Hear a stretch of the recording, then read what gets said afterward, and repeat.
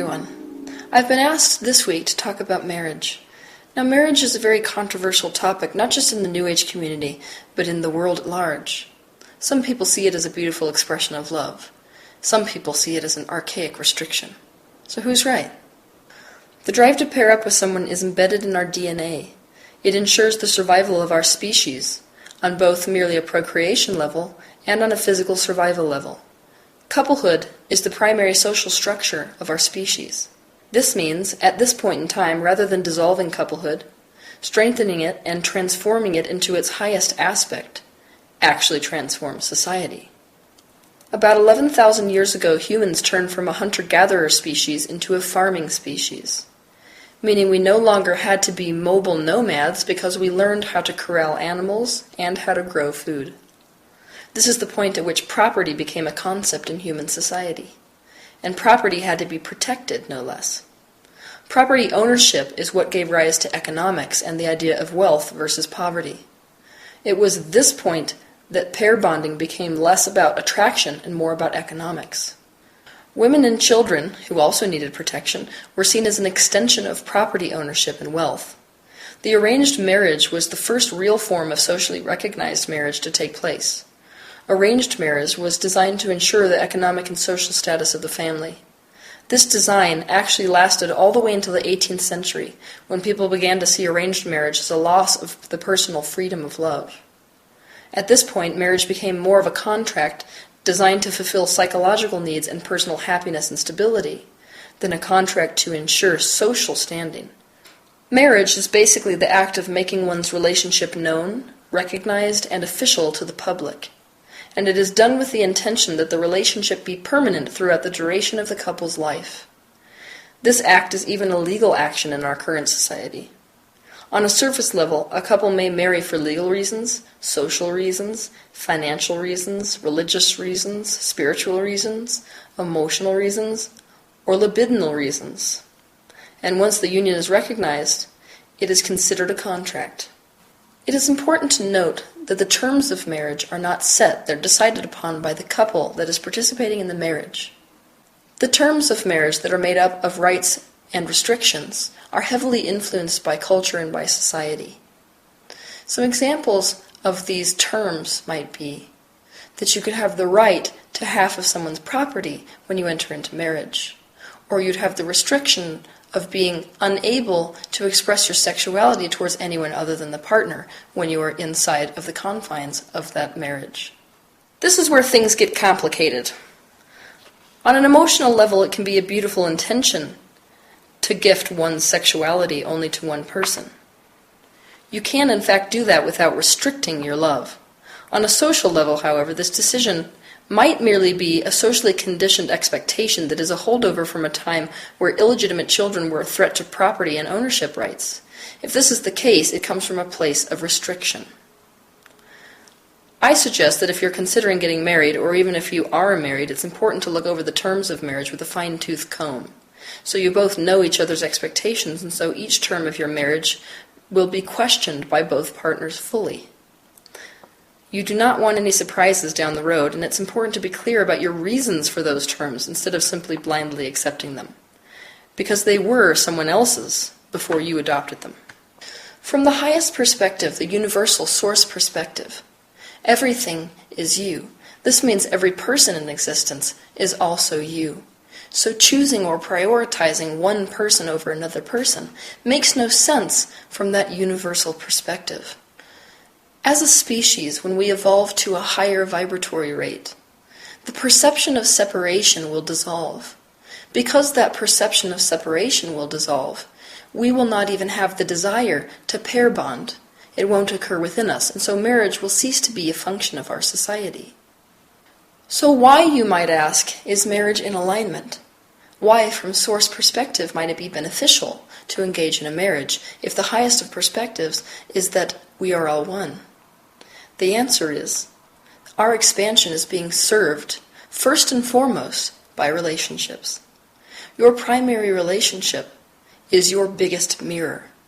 It's your biggest tool for self-awareness and for growth. Committing to your partner is the same thing as committing to self-awareness. The perspective that comes along with being pair-bonded in a unified couple is also an immense vibrational improvement upon the perspective of independent individuality, because the perspective of independent individuality is the perspective of the ego, which sits squarely in illusion. You must evolve in order to stay happy in a relationship long term. Why? Personalities change, desires change, bodies change, romantic love waxes and wanes, life still provides you contrast, and no relationship on earth is free of conflict. The only way to remain happy and to remain together is to develop flexibility, to develop openness, and to become your highest self. Those are all highly spiritual states to be in.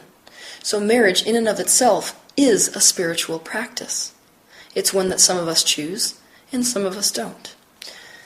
As I said before, the highest spiritual practice involved with marriage is mirroring. This person is going to mirror you and your vibrations exactly. Now, if we were to not commit to marriage or a long-term relationship, we would be likely to run from person to person to person when the going got tough. That means when our shadows were reflected to us through our partner, we would move on to the next partner and enjoy a 1 or 2 month hiatus, where that was an experience of joy based on our sexual biochemical reactions. But after that, our shadows would crop up through that person as well, and we could keep bouncing from person to person to person, trying to escape our shadows, instead of turning around to face and transform them, which is the opportunity that marriage offers. By committing to someone else in marriage, we are ultimately committing to ourselves. Marriage is an opportunity to harmonize and to find unity with someone who you currently perceive as other. This is why it so often takes place between the polarity of a female and a male. But it does not always have to be the case.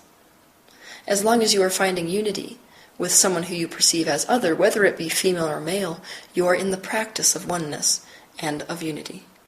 Whether or not a marriage takes place legally is a legal decision more so than it is a love decision or a spiritual decision.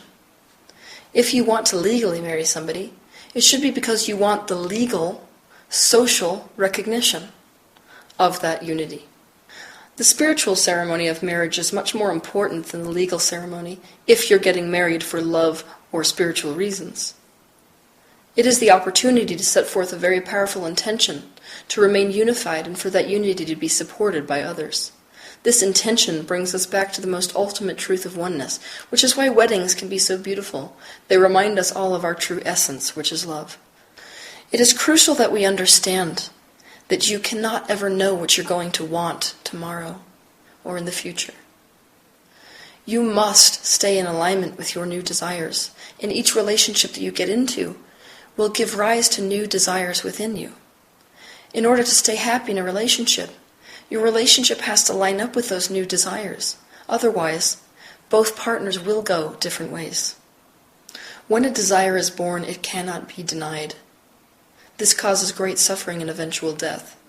For a couple to stay happily married, they cannot settle. They must continually evolve in tandem. If a couple wants drastically different things and wants them badly, they must part ways. And no kind of promise or contract should ever hold them together. It is no kind of enlightened state to thwart your own desire for the sake of a promise that you made. Universally, this is not seen as an admirable quality. It is seen as self-sacrifice. Now, before you start to panic and think, there's no way that I'm ever going to meet a person whose desires aren't going to drag them in the opposite direction. I know how many times I change my mind on a daily basis. You have to realize that you can't have a desire that isn't meant to be yours. That means if it is a desire for you to stay in a lifelong relationship, then it is possible for the universe. Not only possible, the universe will bring you a relationship with somebody who is capable of staying in tandem with you for the totality of their life, even through all of their changes, even when you are both aligning with each of your desires. It's really interesting that marriage has become so much about love that has become its own religion. Many people believe that it's wrong to get married for any other reason than love. But it's no more wrong than it was back when the only reason we got married was for social standing. Marriage does not necessarily have to be about love. It's not wrong if it isn't about love either. It's just as good if it is about love as it is if it is not about love, because it is a lifestyle decision. And that is how the universe sees it, because no kind of contract means more than your personal intention. And no desire is wrong. This means if you want to get married for financial reasons, that is fine. There is nothing wrong with you. If you want to get married for a green card, that is fine. There is nothing wrong with you. If you want to get married for social standing, that is fine. There is nothing wrong with you. If you want to get married for love, that is fine. There is nothing wrong with you. What is important is that you're clear about your reasons. If you are not clear about your reasons, you're being run by societal conditioning. You are out of alignment with your own personal truth. The basic argument against marriage is that it is an archaic idea that restricts love, because it forces you to express your love only to one person at the exclusion of everyone else. It's an interesting perspective, because it is true that marriage will cease to be a function of our society in the future. But what these people who are pushing against marriage don't understand is that they're skipping a step. And I have a little secret. The majority of the people who push against marriage, who are anti-marriage, are doing so from a place of resistance to marriage. So they are not purely in alignment. They're in resistance to marriage because they feel as if marriage is a lack of freedom. And they disbelieve that they can find one person who makes them happy throughout the totality of their life. That makes it easier to believe that marriage is not good or is not meant to exist than it makes it easy to line up with marriage. Many of us in the New Age are major supporters of polyamory because we understand that polyamory is where the human race is going. But we are in resistance to marriage. So what we need to do when we're in resistance to something is to release that resistance, to try to find a way to see marriage as freedom and marriage as potentially good for us. This is the only way we're going to truly align with polyamory. How do you know that you are in resistance to monogamy instead of truly aligned with polyamorous relationships? The people you attract on a romantic level resist your polyamory. You will continually find people who want to have only an exclusive relationship with you, and they will be resistant to your choice in life. You will perceive yourself as hurting a great many people by trying to stay true to your polyamorous nature. That means you are out of alignment. If you were truly in alignment with polyamory, you could only experience other people who were also in alignment with polyamory, not monogamous people who were in relationships with you, making you feel as if you're more restricted. We are trying to skip a major step when we try to skip from where we are to a state of pure, in alignment polyamory. We don't understand that this is not a step which most of us within society are ready to make, because most of us have not even figured out how to have harmonious, monogamous relationships in the first place. As I said before, most people in today's society are not capable of polyamory. Even the people who enjoy their polyamorous lifestyle tend to leave a trail of tears in their wake. Why is this? It's because we all base our self-esteem off of our primary relationships, especially our romantic relationships. And this is due to how we are parented as children in this current society. Until the way we parent children changes, most of the people in society will be dependent on others for their self-concept. I see a great many people in the New Age community trying to become okay with open relationships based on the idea that the state of non-restriction of love's various expressions is a more spiritual state to aspire to be in. Meanwhile, they feel terrible about feeling terrible about it. But the reality is, none of us love ourselves fully, and so we're yet again skipping a step. Most of us don't love ourselves. You cannot move into a polyamorous relationship if you do not love yourself.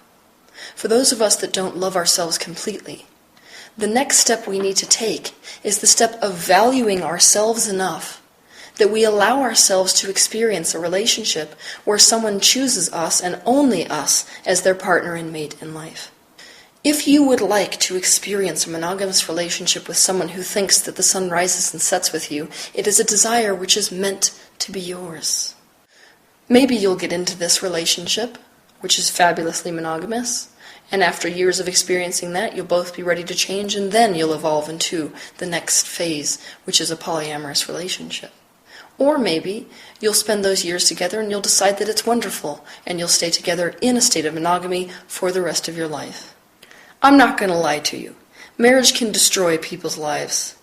But marriage can also provide an opportunity for healing on many levels. This is really why the vows should read, "Till expansion do us part," rather than "till death do us part."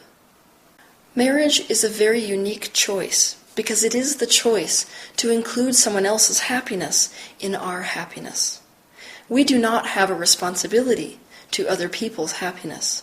But once we enter into a union, into a monogamous relationship, and especially into a marriage, we are, in essence, saying that your happiness matters to my happiness.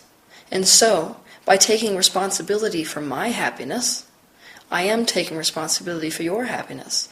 And by taking responsibility for your happiness, I am taking responsibility for my happiness. What a beautiful choice to make.